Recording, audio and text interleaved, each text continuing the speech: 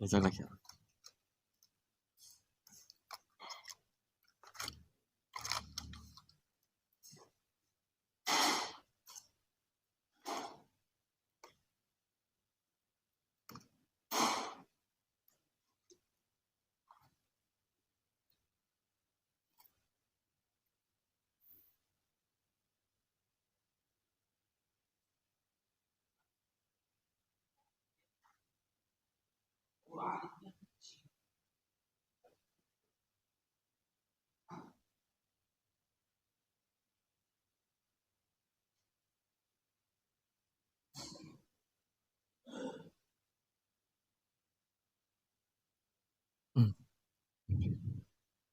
Cek.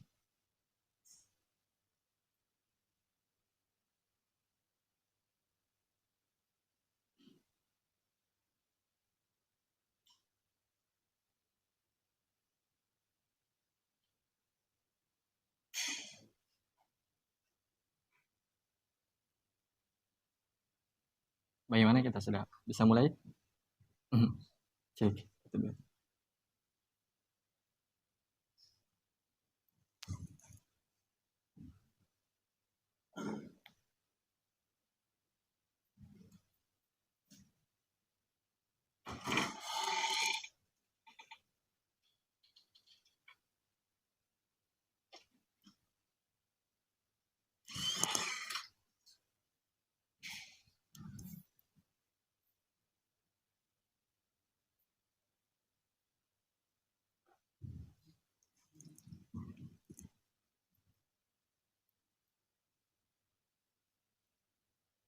Bismillah.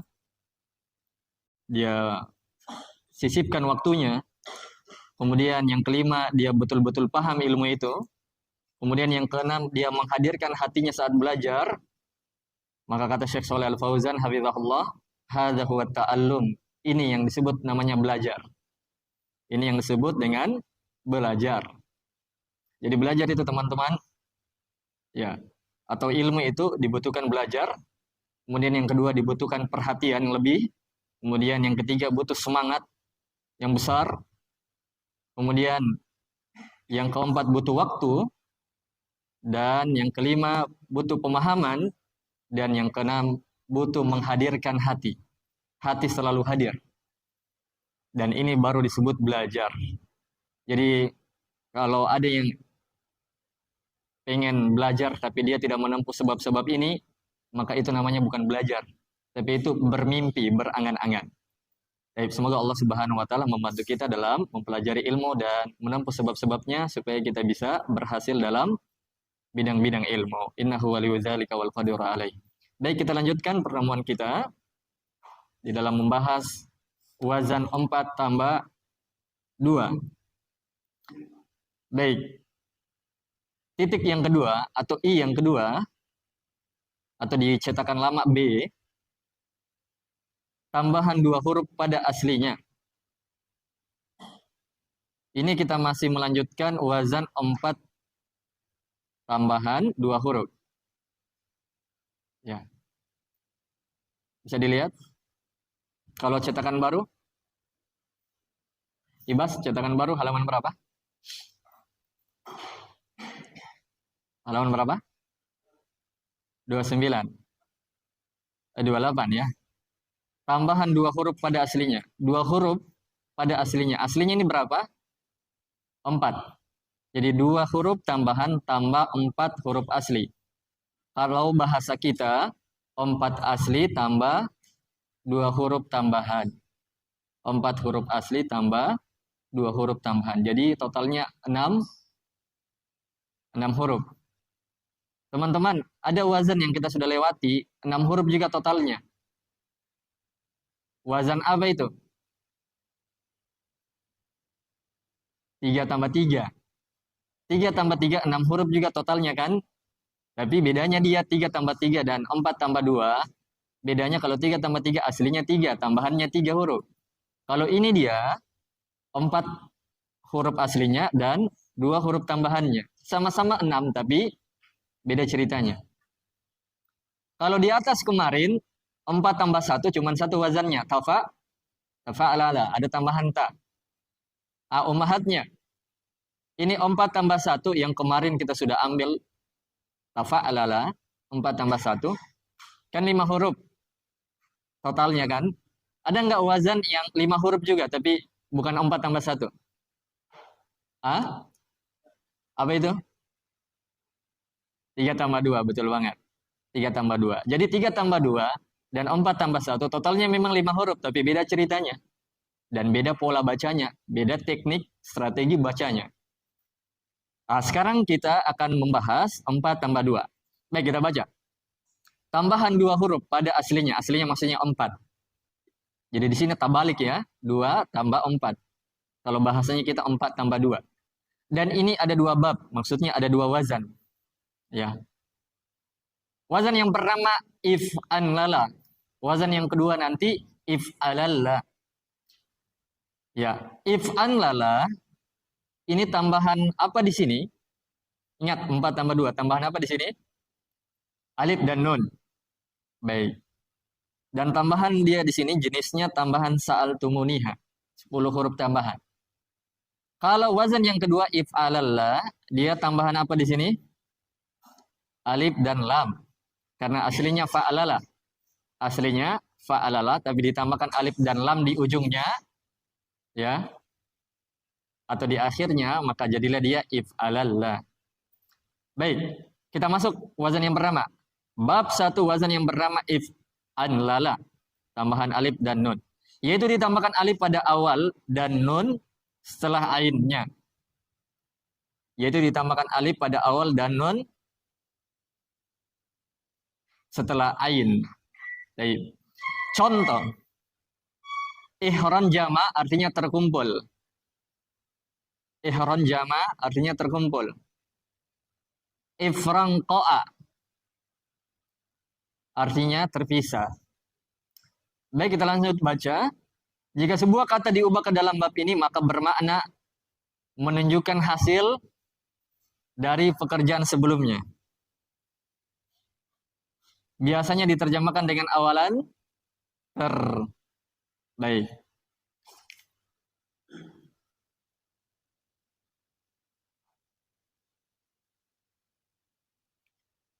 Kalau kita ingin mencari makna ter, sudah berapa makna kita sudah dapat ini awalan ter? 5 atau 6? 6. Banyak yang jawab ya. Baik. Jadi makna ter ini sudah banyak ya. Nanti sebentar kita kasih kuis di akhir-akhir buku. Baik.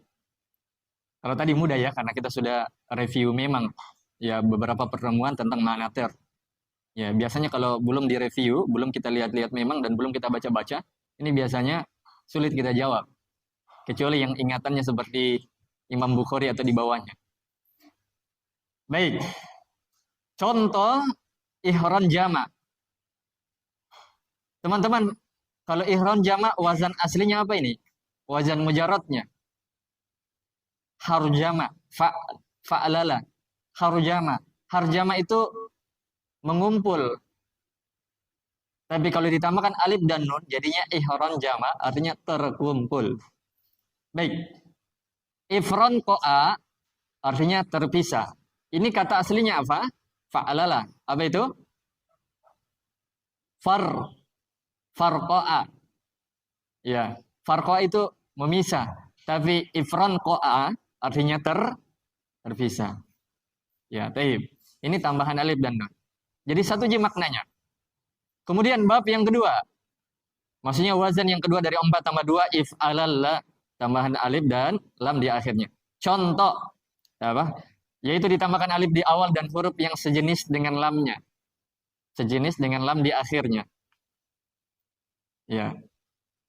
Dan ini gabungan sa'altumuniha, jenis huruf sa'altumuniha dan huruf yang sejenis. Contoh. Iksya'arra, itma'anna. Ini itma'anna, antum pernah dengar-dengar ayat-ayat ya? Ada maknanya itma'anna atau kosakata yang bermakna itma'anna. Siapa yang tahu ayatnya? Tak kasih hadiah. Hah? Ada ikhwannya tanpa buka Google? Artinya aja itma'anna.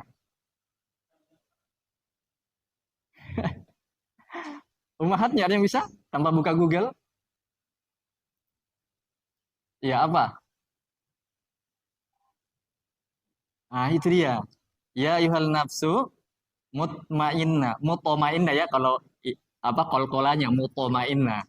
Tapi kalau bahasa biasanya mutmainnah. Akhwatnya lagi. Tapi tapi di situ isim failnya. Tapi mutmainnah di situ dari kata ini itma'anna, yatma'innu, mutmainnatun, mutmainnun. Tapi Rehan kasihkan. Ya. Ya, Masya Allah ya. 3 hadiahnya. Ya. Yang sering biasa berkecimpung, yang sering biasa membiasakan dirinya baca Al-Quran, tentunya dia mudah kan. Apalagi yang hafal. Ada ayat lainnya, siapa yang bisa? Ikhwannya. Ayat lainnya. Ikhwannya dulu, jangan akhwatnya. Jangan ada yang buka Google. Abu Rehan. Ada lagi ayat lainnya selain mutmain. Kalau itu tadi ya ayuhan nafs sumutmainnah. Wahai jiwa yang tenang. Irji'i ila rabbiki radiyatan mardiyah. Mardiyah. Ya, kembalilah engkau. Pergilah kepada Allah, kepada Rabbmu. Radiyatan dalam keadaan diridhoi. Mardiyah. Dalam keadaan ridho dan diridhoi. Itu jiwa-jiwa yang meninggal di atas husnul khatimah. Dan jiwa-jiwa yang jauh dari dosa. Siapa yang bisa? Nggak ada? Akhwatnya?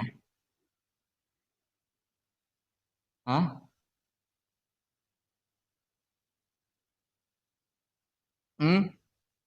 Santrinya. Ala bizikrillahi tatmainnul qulub. Ketahuilah, dengan berzikir kepada Allah, dengan mengingat Allah, hati menjadi tenang. Biasanya disampaikan sama ustadz-ustadz di kajian, masa nggak ingat? Ya, berzikirlah kepada Allah. Ala bizikrillahi, ketahuilah dengan berzikir kepada Allah, hati menjadi tenang. Dan ini terbukti ya, kalau mengingat Allah itu kita kembalikan seluruh masalah kita kepadanya. Kan dialah yang menciptakan segala perkara. Dialah yang mentakdirkan baik dan buruk. Tapi semuanya butuh sebab, ya, dan butuh kehendak dari manusia-manusia yang memiliki pilihan. Ya, tapi segala kebaikan dan segala keburukan Allah sudah takdirkan pada kadarnya dan ketetapannya. Ya, dan ini tentunya dibahas dalam ilmu takdir. Ya. Taib, guru kita sudah membahasnya di dalam kajian-kajiannya, bisa antum cek kembali. Taib. Jadi itu ayatnya, ala bizikrillahi tatmainnul qulub. Ketahuilah dengan berzikir kepada Allah, dengan mengingat Allah, hati menjadi tenang. Jadi tidak ada ketenangan kecuali dengan mengingat Allah. Kalau ada ketenangan itu, maka ketenangan itu tidak absolut, tidak sejati, tidak sempurna. Ketenangannya masih banyak kekacauan. Ya, taib.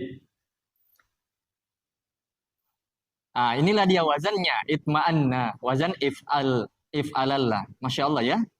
Jika sebuah kata diubah ke dalam bab ini, taib, iksya'arra tadi artinya sangat menggetarkan. Kalau itma'anna, sangat menenangkan. Nah, Masya Allah. Jika sebuah kata diubah ke dalam bab ini, maka bermakna sesuatu yang berlebihan sangat. Ya, contoh, iksya'arra artinya sangat menggetarkan. Itma'anna sangat menenangkan. Berarti ayat yang di dalam Al-Quran tadi itu, ya, wahai jiwa yang tenang, maksudnya yang sangat tenang, ala bizikrillahi tatmainnul qulub, ketahuilah dengan berzikir kepada Allah, hati itu sangat tenang, begitu terjemahannya. Tapi dalam penerjemahan Al-Quran, itu dikritik. Seperti di dalam Al-Quran itu, mereka terjemahkan kalian menjadi kamu. Dan itu keliru sebenarnya. Ya.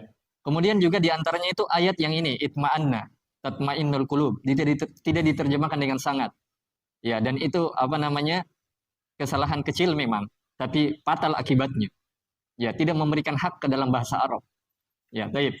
Sementara kata seorang bijak, likulli syai'in lahu haqqun, setiap perkara itu ada haknya. Ada orang tua haknya, ada suami haknya, ada istri haknya, ada anak haknya, ada guru haknya, ada murid haknya, ada tamu haknya, dan selainnya. Dalam berbahasa juga ada haknya. Baik. Selesai wazan 4 tambah 2. Dan pembahasan ini atau akhir dari pembahasan ini berakhirlah pula pembahasan seluruh wazan dari fi'il mujarrad sampai fi'il mazid. Selesai. Pertanyaannya, ada yang sudah hafal memang ini wazannya? Semuanya?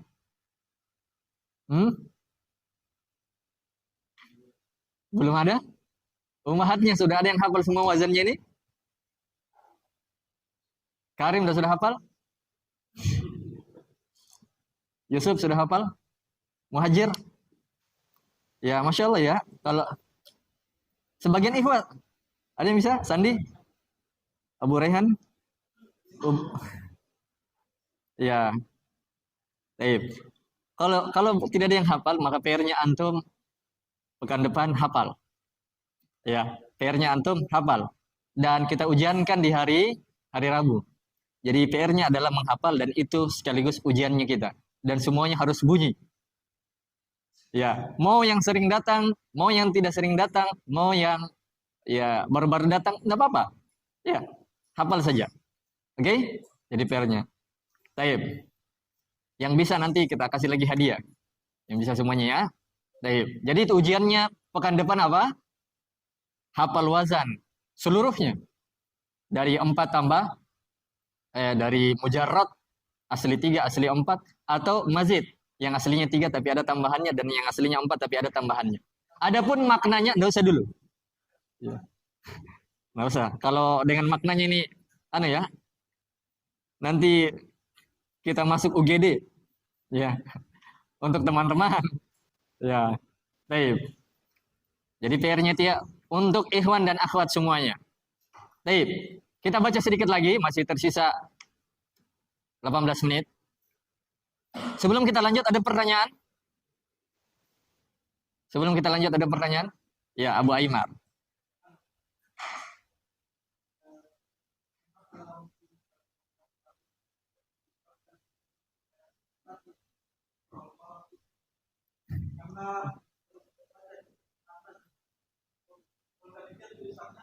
Nanti dikira ta. Nanti dikira ta. Isya'ar ya. Tadi dibaca iksya'ar ya. Masya Allah, Masya Allah. Bagus pertanyaannya dari Abu Aimar. Jazakallahu khairan, Masya Allah. Pertanyaannya dalam wazan atau dalam ucapan biasa, apakah harus pakai tajwid atau enggak? Mungkin begitu ya. Ya, para ulama mengatakan untuk membaca tajwid itu hanya pada Al-Quran saja. Untuk keseluruhan hukum tajwidnya. Dan membaca Al-Quran dengan hukum tajwid ini wajib hukumnya. Berdasarkan di dalam surah Al-Muzammil, ya Allah mengatakan warattilil Qur'ana tartila. Bacalah Al-Quran dengan sebenar-benar tartil, dengan sebenar-benar bacaan. Sebagian ahlu tajwid menafsirkan maksudnya adalah bacalah Al-Quran sesuai dengan hukum tajwid dan wajib hukumnya. Kalau tidak dibaca menjadi dosa kecil atau besar. Ya, dalam ilmu tajwid ada 2 dosa. Dosa kecil dan dosa besar. Dosa kecil disebut kesalahan khafi atau kesalahan jali, kesalahan yang nampak, dan kesalahan yang besar disebut kesalahan khafi. Mungkin Abu Rehan sudah belajar jadi tahu tentang hal ini. Ya. Baik. Pernah dengar Baik. Dan Syekhul Islam mengatakan ya seperti kesalahan besar itu ketika membaca surah Al-Fatihah yang berubah hurufnya sehingga berubah maknanya. Akhirnya sholatnya bisa batal. Jadi kalau kesalahan besar dipakai dalam membaca Al-Fatihah dan terjadi kesalahan itu maka sholatnya atau rakatnya bisa batal. Gitu. Baik. Tapi kalau ucapan biasa itu tadi tajwid Al-Quran. Kalau ucapan biasa bisa dipakai tajwid, bisa dipakai tidak tajwid. Tidak tajwid maksudnya hukum-hukum qalqalah atau hukum-hukum lainnya tidak dibaca seperti bacaan Al-Quran. Itu tidak mengapa.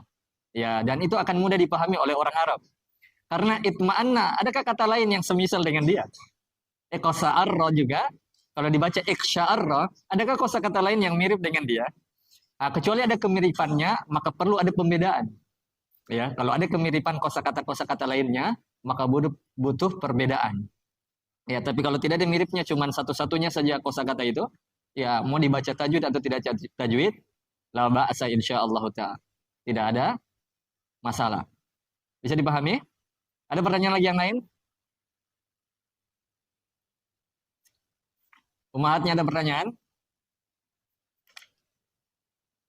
Kalau tidak ada, sambil antum pikir-pikirin pertanyaannya, ya, Abu, Tabe, ya, iya, enggak apa-apa. Coba tuh mau dikasih hadiah sama. Baik, selesai pembahasannya ikhwan akhwat, seluruh wazan, tinggal PR-nya saja ujiannya nanti, PR sekaligus ujiannya pekan depan hari Rabu kita latih otaknya semuanya. Ya, tidak ada yang bawa kitab, maksudnya tidak ada yang baca kitab ketika kita ujian ya. Semuanya berdiri di depan, kalau akhwatnya di situ saja, tinggal mereka ungkapkan. Baik, semuanya wazan disebutkan, insya Allah ta'ala. Kita masuk di pembahasan yang kelima, kita mengefisienkan waktu, kita gunakan dengan baik. Pembahasan yang kelima, kalau di buku antum ini pembahasan yang keempat. Tapi kita sudah jadikan ini pembahasan yang kelima, karena nomor satunya kita geser ke pengertiannya. Ini pembahasan yang kelima, dari fi'il. Yaitu fi'il ditinjau dari butuh dan tidaknya kepada fa'il. Maka terbagi menjadi dua. Teman-teman, siapa yang tahu pembahasan fi'il ada berapa pembahasan? 1, 2, 7 ya? 7. Siapa yang jawab tadi itu? Nah, tapi ini. Arif. Ya. Arif. Nggak ada yang mau? Nah, Josembal. Tim, ini pembahasan yang kelima. Dari seluruh total pembahasan adalah 7. Ya, 7. Ya, 7 pembahasan. Dan ini pembahasan yang kelima. Tim, fi'il ditinjau dari butuh dan tidaknya kepada fa'il, maka terbagi dua. Teman-teman, fi'il artinya kata kerja. Fa'il artinya pelaku. Pelaku. Atau apa ya nama lainnya pelaku? Si subjek. Ya, itu kalau bahasa Indonesianya ya. Apalagi? Si yang melakukan pekerjaan. si pelaku. Tim. Kata kerja ditinjau dari butuh dan tidaknya kepada fa'il. Maka terbagi dua. Teman-teman, supaya lebih mudah lagi, insya Allah menurut kami, pahami dulu beberapa hal sebelum kita baca. Teman-teman, pembahasan 5 ini ya agak pendek. Cuma nanti penjabarannya agak sedikit panjang. Kenapa?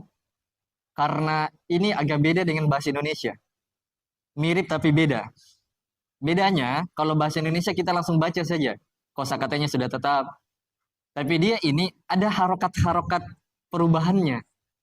Dan ini menjadi teka-teki kita dan usaha kita untuk memahami penjelasan ini. Yang pertama, pahami dulu.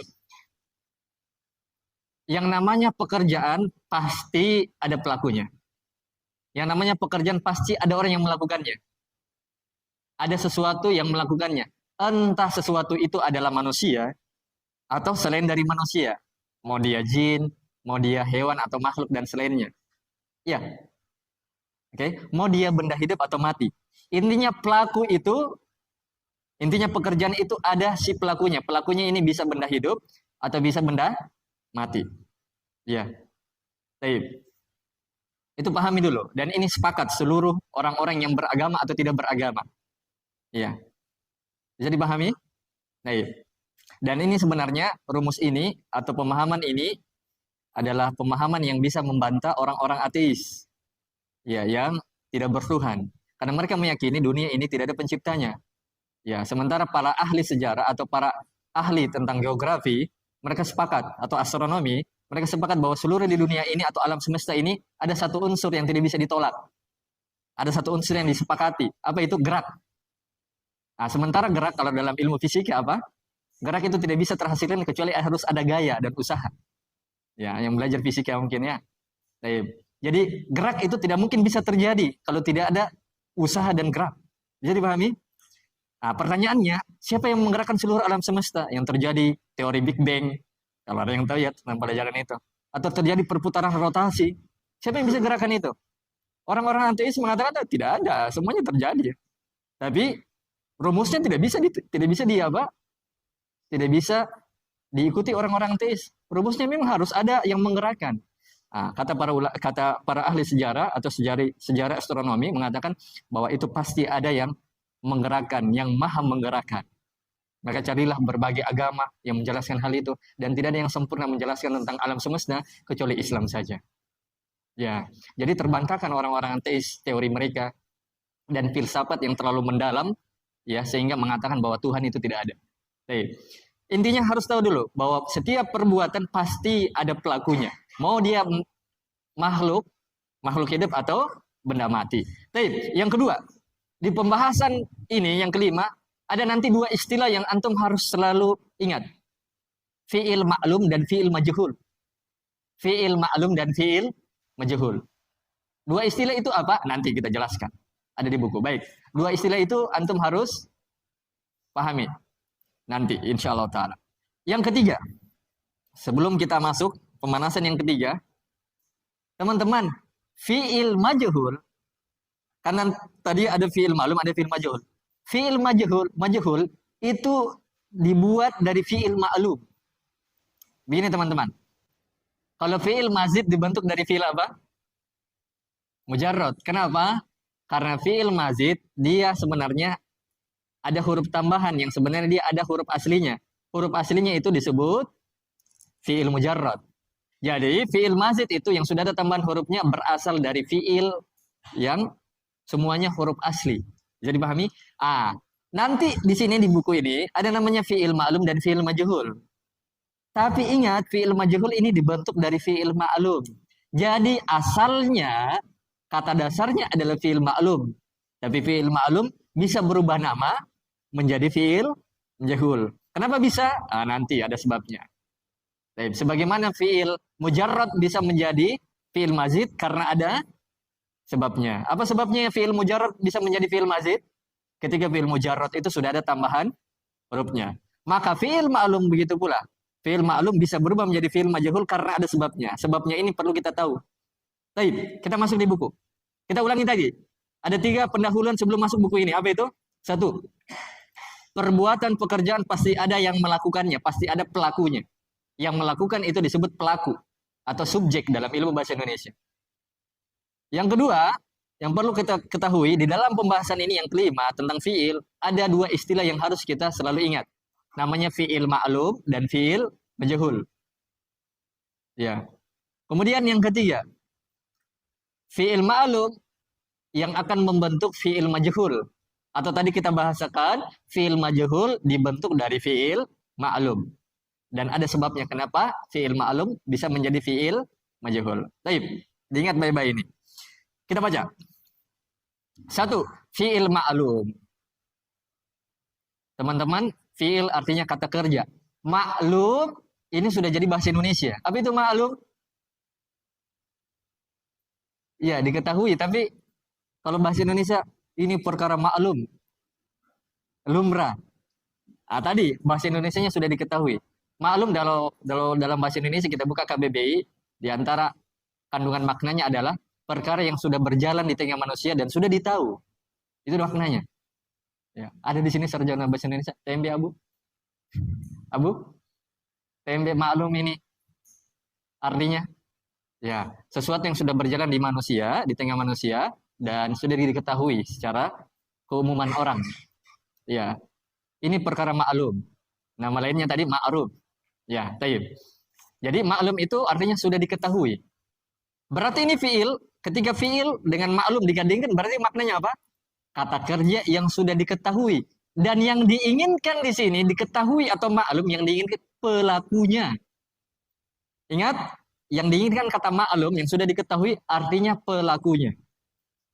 Jadi ini fi'il maklum artinya fi'il yang sudah diketahui pelakunya. Ya, tanpa harus mencarinya, tanpa harus mereka-rekanya. Ya, baik. Tidak ada yang tersembunyi. Coba kita berpindah ke fi'il majhul dulu. Kalau fi'il majhul, fi'il artinya kata kerja. Majhul ini artinya tidak diketahui. Tidak diketahui. Dia ini dari kata jahlun, jahil, bodoh, tidak diketahui. Ya, tidak ditahu. Jadi fi'il majhul artinya kata kerja yang tidak diketahui. Pertanyaannya apa? Tidak diketahui apa? Tidak diketahui pelakunya. Tidak disebutkan pelakunya. Tidak langsung diketahui pelakunya. Begitu maknanya. Jadi bisa sudah agak tergambarkan sedikit, walaupun belum sempurna. Saya ulangi, fi'il ma'lum artinya kata kerja yang sudah diketahui. Diketahui apanya? Pelakunya dengan jelas. Yang kedua, fi'il majhul. Apa artinya? Kata kerja yang tidak diketahui. Tidak diketahui apa? Pelakunya. Tidak jelas pelakunya. Baik, pegang itu baik-baik. Kita baca satu persatu. Satu, fi'il ma'lum. Fi'il ma'lum, kata kerja yang sudah diketahui, yaitu diketahui pelakunya, adalah kata yang butuh pada fa'il. Kata di situ tambahkan kata kerja. Kata kerja yang butuh kepada fa'il. Dari sini ada pertanyaan? Harus bertanya sini, apa maksudnya butuh? Begini teman-teman. Kata butuh di sini, butuh sebenarnya ini maksudnya untuk mengeluarkan maknanya, maka harus dimunculkan terjemahan atau arti si pelakunya. Contoh-contoh, coba kita lihat contohnya. Contoh, kata ba, apa artinya di situ? Di bukunya antum tidak ada artinya? Ya, kata ba itu terjemahannya dia sudah menulis. Dia. Jadi kata ba di sini terjemahannya dia telah menulis. Kalau tidak ada terjemahannya tulis. Ya. Dia telah menulis. Sekarang saya mau tanya teman-teman, yang menulis siapa? Dia. Cuma di sini tidak disebut namanya. Tapi cukup kata dia sebenarnya sudah diketahui pelakunya. Ya. Walaupun tidak disebut namanya di sini. Ingat itu. Intinya sudah diketahui pelakunya, yaitu si dia. Ya, taib. Teman-teman, sebelum saya lanjut contohnya, fi'il ma'lum ini perlu dikasih pendahuluan juga ya. Saya lupa tadi. Yang keempat itu pendahuluannya. Fi'il ma'lum itu biasa diterjemahkan dengan tidak awalan di. Fi'il ma'lum ini tidak boleh diterjemahkan dengan awalan di. Dia itu penerjemahan yang netral, stabil, tidak pakai awalan di. Bisa pakai kata me atau selainnya. Dan inilah yang disebut di dalam bahasa Indonesia kata kerja aktif. Kata kerja aktif. Kalau antum tahu bahasa Indonesianya ya. Jadi dia diterjemahkan dengan biasa. Tidak dengan awalan di. Jadi tidak boleh diterjemahkan kata kerja fi'il ma'lum ini dengan awalan di. Kata ba, dia telah nah itu dia. Dia telah menulis. Siapa pelakunya yang menulis? Dia. Tapi dianya di sini tidak disebutkan. Doroba, dia telah memukul. Siapa yang memukul? Si dia, tapi tidak disebut namanya. Tapi intinya yang jelas, dia yang telah memukul. Fataha. Fataha di sini terjemahannya dia telah membuka. Siapa yang membuka? Dia, tapi tidak disebut namanya di sini. Ya. Teman-teman, mungkin antum bingung. Kan tadi Akhi bilang sudah jelas pelakunya, tapi kenapa tidak disebut namanya? Nah, teman-teman, cukup kata dia ini sudah dianggap jelas dalam bahasa Arab. Cukup kata dia sudah dianggap jelas. Ya. Yang tidak jelas nanti kalau tidak disebutkan betul-betul dianya tidak disebutkan. Dan lebih jelas nanti kalau diterjemahkan atau disebutkan pelakunya dengan nama orangnya. Jadi dalam bahasa Arab, sekedar dia itu sudah jelas. Apalagi kalau disebut namanya, lebih jelas lagi. Dan itu sudah dianggap fi'il ma'lum. Ingat, fi'il ma'lum kata kerja aktif. Paham? Baik. Contoh lagi, alima. Alima dia telah berilmu, dia telah mengilmui. Sudah jelas juga karena dengan kata dia. Apalagi kalau disebut namanya. Zahaba, dia telah pergi. Nah, inilah tadi teman-teman saya bilang, tidak mesti diterjemahkan me. Yang penting jangan diterjemahkan di. Ya, zahaba, dia telah pergi. Dia telah pergi. Yang penting jangan diterjemahkan di. Sekarang saya mau tanya, siapa yang pergi? Dia, walaupun tidak disebut namanya. Kok ada artinya dia telah duduk. Siapa yang duduk? Dia. Baro'a, apa artinya? Dia telah berlepas diri. Siapa yang berlepas diri? Dia. Ya, sudah jelas itu. Apalagi kalau disebut namanya. Kharaja. Kharaja artinya telah keluar. Siapa yang keluar? Dia. Sudah jelas. Apalagi kalau disebut namanya. Inilah semua disebut fi'il ma'lum. Coba kita baca fi'il majhul dulu. Kita baca. Baru kita tutup. 2. Fi'il majhul. Fi'il yang tidak diketahui pelakunya. Teman-teman. Contoh. Apa? Fi'il majhul, fi'il yang tidak diketahui pelakunya adalah kata yang butuh kepada naibul fa'il. Naib fa'il. Naib. Nah, inilah lagi bahasa Arab, istilah bahasa Arab yang harus kita terjemahkan. Teman-teman, naib bukan pakai app. Itu naib yang bermana apa? Perbuatan sifat. Naib di sini artinya pengganti. Fa'il artinya pelaku. Jadi fi'il majhul adalah kata yang butuh kepada pengganti pelaku. Nah, teman-teman, ini pengertian yang sebenarnya akan lebih jelas kalau kita baca contohnya. Coba kita baca contohnya.